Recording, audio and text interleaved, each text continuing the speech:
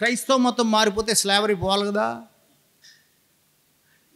అక్కడ పోనప్పుడు భారతదేశంలో క్రైస్తవ మతం తీసుకుంటే కులం ఎలా పోతుంది చెప్పండి. యువర్ ఆనర్, అధ్యక్ష చెప్పండి. అడిగేవాడు లేడనకండి కదా. ఆయన చనిపోయి 70 ఏళ్ళు అయ్యాడని అనకండి. Is very much alive. Danger bells ఉన్నాయి, మీకు ప్రమాద ఘంటికలు ఉన్నాయి. ఎందుకంటే అంబేద్కర్ సజీవంగా ఉన్నాడు, తన రచనల్లో సజీవంగా ఉన్నాడు, తన చైతన్యంలో సజీవంగా ఉన్నాడు, తన జ్ఞానంలో సజీవంగా ఉన్నాడు. He will ask you. జ్ఞానాన్ని ముందుకు తెస్తాడు. మీరు చాలాసేపటి నుంచి వింటున్నారు, నేను కంక్లూడ్ చేస్తా. రైట్. అంచేత క్రైస్తవ మతం తీసుకున్నంత మాత్రాన అస్పృశ్యుడే.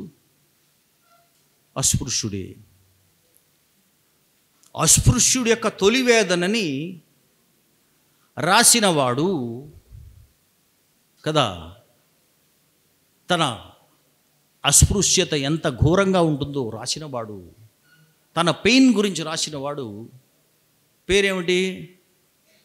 గుర్రం రామకృష్ణ కాదు కదా, గుర్రం జాషువా ఉండి అస్పృశ్యుడి యొక్క వేదన గురించి రాశాడు కదా. కసరి బుసకొట్టునాతని గాలి సోక 4 పడగల హైందవ నాగరాజు. రాసింది ఎవరు? రామకృష్ణ కాదు, జాషువా. క్రైస్తవుడు పేరు ధరించిన అస్పృశ్యుడు. మరి ఆయనకి అంత పెయిన్ ఉన్నప్పుడు పెయిన్ ఎవరికి ఉంటుంది? వాళ్ళకి అట్రాసిటీస్ చట్టం వర్తింపజేయనంటే అసలు ఎక్కడుంది? మనం న్యాయం ఎక్కడుంది?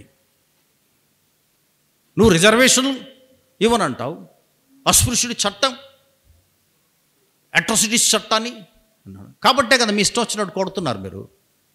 ఇంజనీరింగ్ చదివింది లేదు, మెడిసిన్ చదివాడని లేదు, లేదు తీసిపోతే కొట్టేదాడు. ఈ ర్యాగింగ్ పేరు మీద వీడి చేత లిట్టర్లు కడిగిస్తారు, బాత్రూమ్ దుడిపిస్తారు, వీడు చేసే నీచ వృత్తులన్నీ పుట్లు పాలిష్ చేయిస్తారు కదా. కేసు పెట్టొద్దురా, కెరీర్ పోద్ది. మరి ఆడిది కెరీర్, మరి వీడిది కెరీరే కాదు, వీడిది లైఫే కాదు.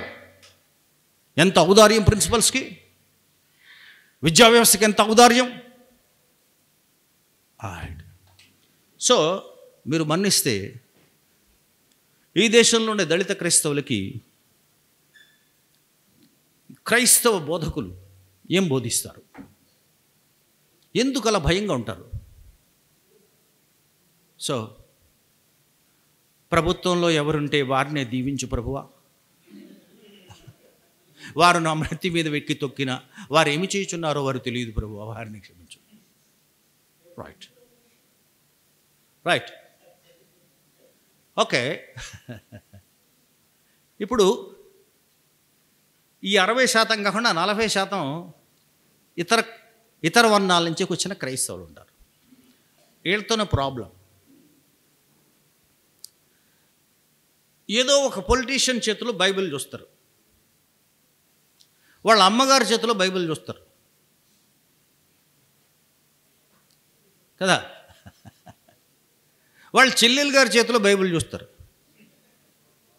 వాళ్ళ బావగారి చేతిలో బైబిల్ ఊగిపోతుంటాయి.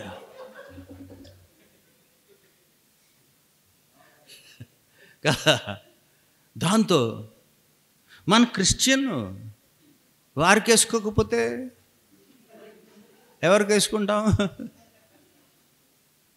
ఆయన వల్లే మన క్రిస్టియన్ ఐపీఎస్ ఆఫీసర్స్ నానా కష్టాలు పడుతున్నారు.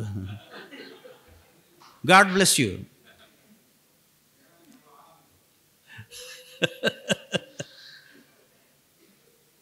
వాడుతున్నారా బుర్ర? ఇక్కడ 2 ఉంటాయి.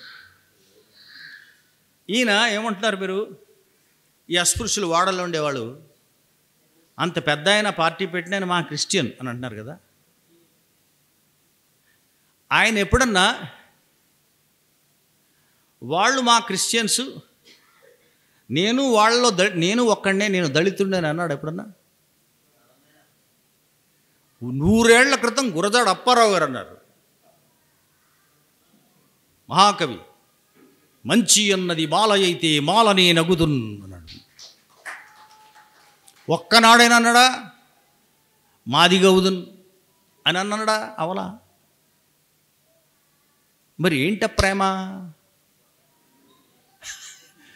పోనీ కొంచెం ధైర్యం చేసి వారి బంధువుల్లో విజయం అందుకోవడానికి ఏమైనా ప్రయత్నం చేయండి సరే.